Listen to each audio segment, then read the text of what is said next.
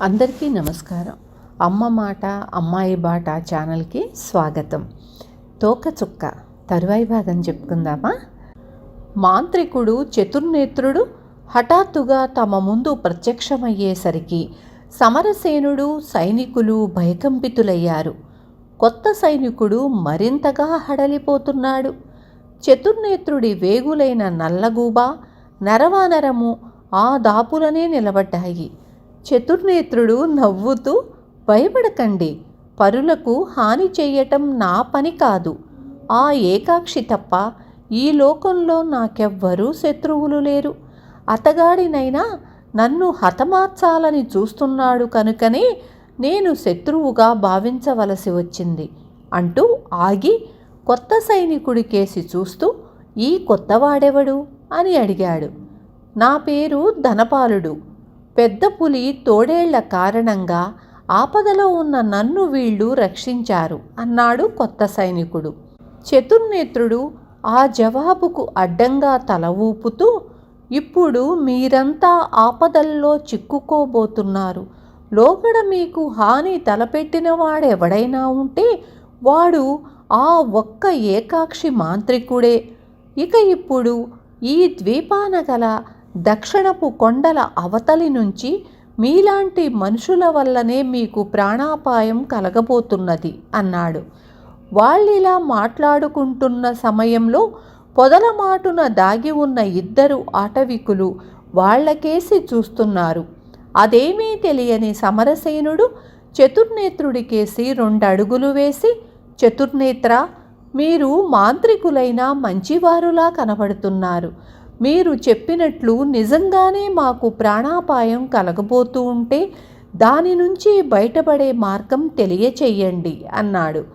చతుర్నేత్రుడు వెంటనే జవాబివ్వక కొంచెంసేపు ఆలోచిస్తూ ఊరుకొని తరువాత, సమరసేన, ఈ ద్వీపంలో ఇన్ని ఇక్కట్లకు మూల కారణం ఆ పడమటి సముద్ర తీరంలో సగం మునిగి ఉన్న ఒకానొక నావ. దానిలో ధనరాశులున్నాయని అందరూ ఎరిగినదే. ధనంతో కాని పని అంటూ ఏమీ ఉండదని కూడా చాలామంది నమ్మకం. ఏకాక్షి మాంత్రికుడికి ఆ ధనం కావాలి. నాకు ఆ నావను కాపలా కాస్తున్న నాగకన్య కావాలి. మీకు ఏం కావాలో చెబితే నా చేతనైన సాయం చేస్తాను అన్నాడు. సమరసేనుడు మాట్లాడబోతున్నంతలో కొత్త సైనికుడు ధనపాలుడు వణికిపోతూ పెద్ద కేక పెట్టాడు. సమరసేనుడు సైనికులు అతడి కేక కేసి తలలు తిప్పి, ఏం జరిగింది అని ఆతుర్దాగా అడిగారు. ధనపాలుడు కొంచెం దూరంగా ఉన్న పొదలకేసి చెయ్యి చూపుతూ, అటు చూడండి, ఆటవికులు మళ్ళీ తిరిగొచ్చారు.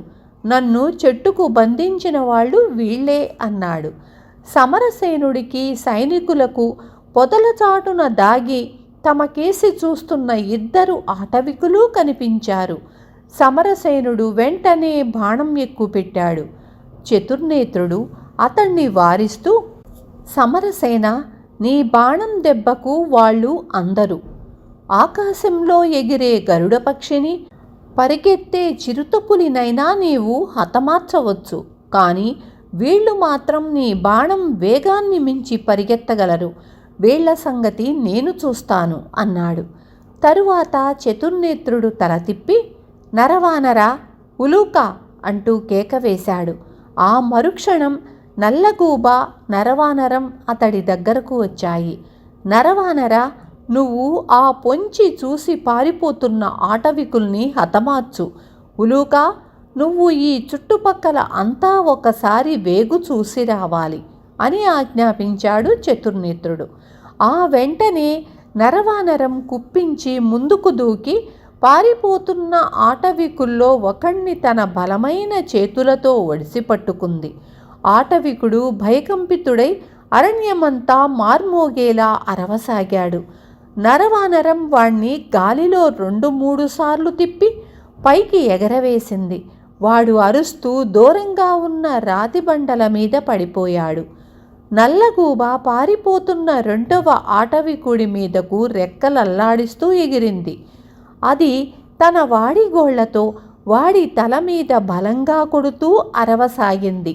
ఇది చూసి కొంచెం తేరుకున్న సైనికుడు ధనపాలుడు చుట్టూ కలయ చూస్తూ, దాహంగా ఉంది, దాపులో ఎక్కడైనా నీరు దొరుకుతుందా అని పక్కన ఉన్న సైనికుణ్ణి అడిగాడు. చతుర్నేత్రుడు చేయి ఎత్తి, ఎంత దాహంగా ఉన్నా తొందరపడి కంటబడిన ఏ నీటి ఛాయలకైనా తగు జాగ్రత్త లేకుండా వెళ్ళకండి. ఇది అన్ని విధాల మహాభయంకరమైన ద్వీపం. నా వెంట రండి, మీకు మంచినీటి కొలను చూపిస్తాను అంటూ ముందుండి దారి తీశాడు. అందరూ కొలను దగ్గరకు వెళ్ళారు. కొలనులో మొసళ్ళు తదితర క్రూర మృగాలు ఈదులాడుతున్నాయి. అందరూ అవి లేని ప్రాంతానికి పోయి నీళ్లల్లో దిగకుండా ఒడ్డునే ఉండి దాహం తీర్చుకున్నారు.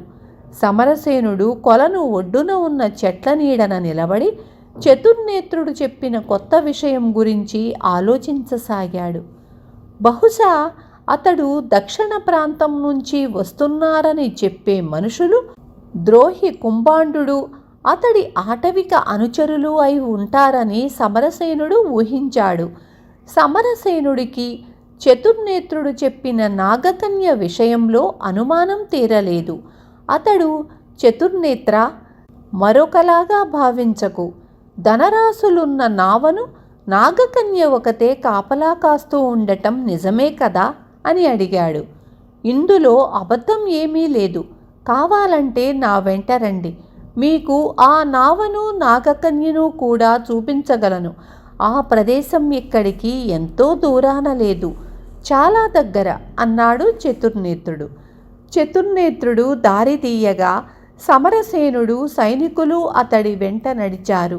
కొద్దిసేపట్లో వాళ్ళు ఎత్తైన ఒక కొండ ప్రాంతం చేరారు. అక్కడి నుంచి చూస్తే ప్రశాంతంగా ఉన్న సముద్రం కనపడుతుంది. అదుగో నావ కనపడుతున్నదా అని చతుర్నేత్రుడు తన చూపుడు వేలిని సముద్రం కేసి ఎత్తి సమరసేనుణ్ణి ప్రశ్నించాడు. సమరసేనుడు, సైనికులు అటుకేసి చూశారు. వాళ్లకు నావ స్పష్టంగా కనపడుతున్నది. అది సముద్రంలో సగభాగం మునిగిపోయి చిరిగిపోయిన తెరచాపలతో అలలతో పాటు తేలియాడుతున్నది. కానీ ఆ ధనరాశులున్న నావను కాపలా కాస్తున్న నాగకన్య మాత్రం వాళ్లకు కనిపించలేదు. ఆ నాగకన్య కనపడదేం అంటూ సమరసేనుడు ఆశ్చర్యంగా చతుర్నేత్రుణ్ణి ప్రశ్నించాడు. ఆ ప్రశ్నకు చతుర్నేత్రుడు చిన్నగా నవ్వి, సమరసేన, ఆ నాగకన్య కూడా నీ కళ్లకు గోచరిస్తే ఇక ఈ మాంత్రిక తంత్రాలు గడ్డిపోచకు కొరగావు. ఆ నాగకన్యను నేను, ఏకాక్షి మాత్రమే చూడగలం. ఏకాక్షి ధనం మీద ఆశతో ఆమె మీద పగబట్టి ఉన్నాడు. నేనేమో ఆమెను వరించి ఉన్నాను అన్నాడు. సమరసేనుడికి తరువాత ఏమి అడిగేందుకు పాలుపోలేదు. లోగడ తాము ఆ ధనరాజుల సంగతి విన్నప్పుడు వాటిని వశపరుచుకొని కుండలిని ద్వీపం చేర్చాలనుకున్నాడు. కానీ అది ఇప్పుడు తనకు సాధ్యమయ్యే పని కాదని తెలుస్తూనే ఉంది. ఇందులో మరొక చిక్కు, రాజద్రోహి కుంభాండు కూడా వాటి కోసమే ప్రయత్నిస్తున్నాడు. వీటికి తోడు ఏకాక్షి మాంత్రికుడు బెడద ఉండనే ఉంది. అన్నింటికన్నా ఏ మంత్రశక్తి సహాయం లేకుండా ఆ నాగకన్య కాపలా తప్పించుకొని నావను చేరటం అసంభవం. సమరసేనుడు ఇలా ఆలోచిస్తున్నంతలో అది గ్రహించిన వాడిలా చతుర్నేత్రుడు బిగ్గరగా నవ్వి, సమరసేన, నీ మనసులోని తర్క వితర్కాలు నాకు తెలుస్తూనే ఉన్నాయి. ఈ క్షణంలో నాకు ఒక ఆలోచన వచ్చింది. నీవు ఆ నావలోని ధనరాశుల మీద ఒక కన్ను వేసి ఉంచావని నేనెప్పుడో గ్రహించాను. ఆ ధనం విషయంలో మాత్రం నేను నీకు పోటీదారును కాను. నీపై పోటీకి వచ్చేవాడు ఆ ఏకాక్షిగాడే. కనుక మనం ఇద్దరం ఏకమైతే ఏమైనా సాధించగలమా అని ఆలోచిస్తున్నాను అన్నాడు. చతుర్నేత్రుడు ఇలా అనేసరికి సమరసేనుడికి ఎంతో ఉత్సాహం కలిగింది. ఈ భయంకర ద్వీపం నుంచి ప్రాణాలతో ఎలా బయటపడటమా అని ఆలోచిస్తున్న అతడికి ఒక కొత్త ఆశ కలిగింది. అది రాజద్రోహి అయిన కుంభాండుణ్ణి హతమార్చాలి. వీలైతే ఆ నావలోని ధనరాశుల్ని కూడా సంపాదించాలి. అసలు ఇంతకు ఆ నావ రహస్యం ఏమిటి?